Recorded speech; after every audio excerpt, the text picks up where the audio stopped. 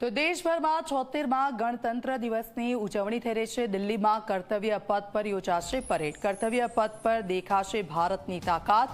રાષ્ટ્રપતિ દ્રૌપદી મુર્મુ કર્તવ્ય પથ પર તિરંગો ફરકાવશે। 10:30 વાગે કર્તવ્ય પથ પર યોજાશે પરેડ ને આજે પરેડમાં ફ્લાય પાસ્ટ રહેશે આકર્ષણનું કેન્દ્ર। ભારતીય વાયુસેના કરશે શાનદાર પ્રદર્શન। ઇન્ડોનેશિયાના રાષ્ટ્રપતિ પ્રાબોવો સુબિયાન્તો મુખ્ય અતિથિ રહેશે।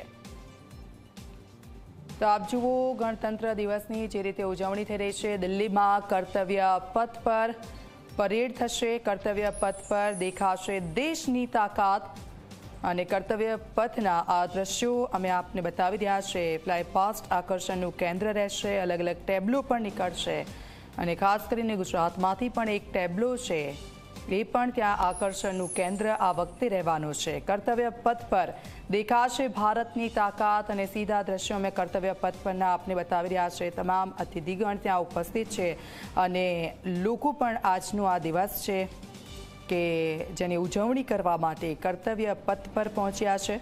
10:30 વાગ્યાની આસપાસ આ કર્તવ્ય પથ પર જે કાર્યક્રમો છે તેની શરૂઆત થશે। પરેડ થશે। ગણતંત્ર પર્વની ઉજવણી છે દેશભરમાં થઈ રહી છે, પરંતુ કર્તવ્ય પથ પર અલગ જ રોનક જોવા મળતી હોય છે અને જે ઝાંખી છે એ જોવા મળશે। દેશની તાકાત અહીંયા જોવા મળશે અને પહેલાં જ તમામ લોકો ત્યાં આવી રહ્યા છે। બીજા દ્રશ્યો અમે આપને બતાવી રહ્યા છીએ। રાજ્ય કક્ષાનો જે ગણતંત્ર પર્વ દિવસ છે તેની ઉજવણી થવાની છે અને તાપી ખાતેના આ દ્રશ્યો છે। રાજ્યપાલ ત્યાં પહોંચ્યા છે, રાજ્યના મુખ્યમંત્રી ત્યાં પહોંચ્યા છે અને થોડીક જ વારમાં જે કાર્યક્રમ છે તેની શરૂઆત થશે। એ પહેલાં રંગારંગ